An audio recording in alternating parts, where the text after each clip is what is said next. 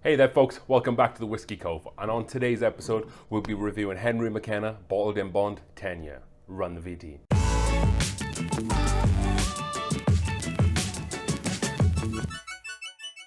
Hey folks, let's get into this review, shall we? And again we are reviewing the Henry McKenna H 10 Years Bottled in Bond. And as usual we have some notes that I was able to get from the internet, from Heaven Hill Distillery's website and some other various sources around the internet. Made by Heaven Hill Distillery, who makes Larcenary, Parker's Heritage, and Evan Williams. The Heaven Hill website states, Henry McKenna Single Barrel is the only extra-aged bottled-in-bond single-barrel bourbon. This high-proof bottled-in-bond bourbon was named for Henry McKenna, the Irish immigrant who adapted his family whiskey recipe to work on the grains he found in Kentucky. Henry McKenna is the longest-aged bottled-in-bond available today, resting in the barrel through 40 Kentucky seasons. Henry McKenna's passion for aging his whiskey longer than the competition was so evident that his name became associated with the Congress Bill. The McKenna Bill was introduced in Congress in 1892 with a goal to allow distillers to legally have an unlimited bonding period. The bill failed to pass, but an 1894 bill extended the maximum bonding period to 8 years. In 1958, the number was increased then to 20 years. So the Henry McKenna brand, after he died, was eventually sold to Seagram's, and then Seagram's sold the domestic rights to Heaven Hill. So Heaven Hill owned the domestic rights for Henry McKenna, but then Seagram's still owned the international rights. So I'm not sure if Henry McKenna is distributed outside the US. So if there's anybody watching who can find this product around the world, you'll get any Seagram's product apparently, according to the website. So then moving on to the bottle. It's just a pretty standard Henry McKenna bottle. It's a little short and stumpy. There's a little imprint on the bottom that says 750 milliliters. The cork is a real cork. The rest of it feels quite cheap, quite plasticky.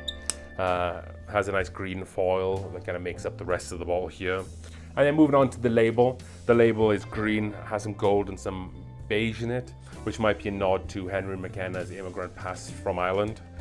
This is barrel number 11018. Barreled on June 21st, 2011. 50% proof, obviously, because it's bottled in bond. It also has this book, a small book on the side, which talks a little bit about the Bottled in Bond Act. It talks a little bit about, for a bourbon to earn the title of bottled in bond, it has to meet the following US government standards. A product of one distilling season and one distillery, stored in a federal bonded warehouse under US government supervision for at least 4 years. Bottled at 100% proof or 50% ABV. Because of these strict regulations, the finest bourbons are recognized as bonds. Today, Henry McKenna Single Barrel still satisfies those looking for a real whiskey with real history. So yeah, not a bad looking bottle. The label looks better than the actual bottle itself. I paid $49.99 for this whiskey. So let's move on to the color. It has a copper hue to it, like a deep copper color here, if you can see that on camera. Has some good viscosity. The whiskey looks quite thick. The glass retains the whiskey up the sides quite well. So let's go into the nose on this one. Again, we are reviewing Henry McKenna Bottled in Bond 10 Year. I get a little bit of honey to begin with, touch of honey sweetness right up in the front. And that kind of transcends into a strong wood note. And then you get some mint there as well. Kind of like a touch of spearmint. I'm getting almost no heat whatsoever on the nose. And that wood, I feel like I'm getting a little bit of pine as well from it. So that wood note, I feel like is pine. No spice on the nose.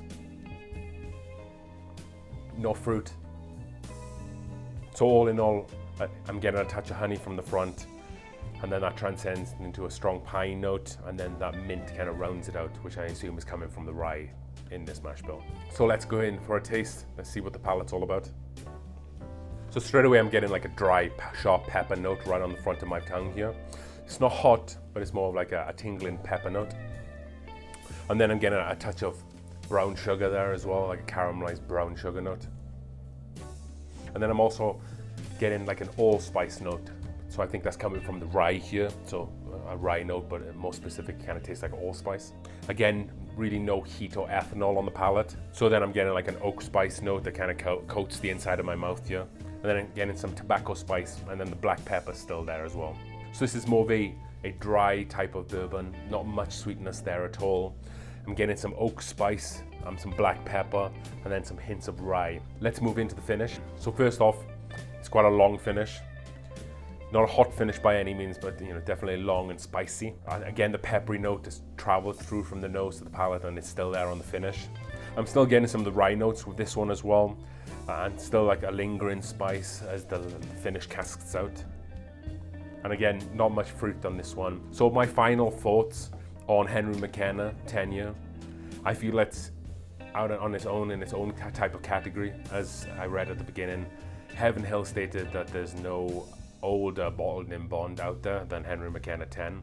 So it kind of has created its own category in a way. If you're going to look for cheaper alternatives, Evan Williams bottled in bond is possibly a good go-to. If you're able to get Taylor small batch, EH Taylor small batch, that costs around $40 to $50, which is quite comparable. That's probably a better bourbon, arguably. So down to the scoring. What score would I give Henry McKenna? I'm going to give it a 64 out of 100. Not particularly my style. I like more of a sweet, fruit-forward whiskey, and this is more the opposite. You get more tobacco, more spice, and more rye notes. So if that's kind of your jam, I think this will be a good bottle for you. Kind of reminds me a little bit of early times bottled in bond. And then for value for money, as I said, it's in its own category right now. Originally, going back 1, 2, 3 years ago, you could pick this bottle up for about $30. That's obviously moved on as the bottle has done tremendously well in the San Francisco Spirit Awards. I think this picks up some sort of gold like every year for the last 2 or 3 years. Every product is a single barrel product, so it's going to vary a lot from what I have in front of me maybe to what you have. And they're able to kind of cherry pick honey barrels and enter them into the San Francisco Awards, which is probably why it does so well. So again, for value for money, I would give it an A-. Like I said, I can only go off what I paid for it, and that's $50. I have seen it lately go north of $60. It seems to be sitting on shelves here in Colorado. I think people are just getting a little bit tired of this whiskey now. Maybe that original boom is starting to settle down and that price might come back down, but I guess we'll see with inflation. So that's all we have time for today. Thank you for watching this review. If you have any comments, please let us know down below, and don't forget to like the video and subscribe as we try to grow this channel even more. And don't forget to follow us on social media at The Whiskey Cove at Facebook, Instagram, and Twitter as we drink through the world's whiskey one glass at a time. Cheers.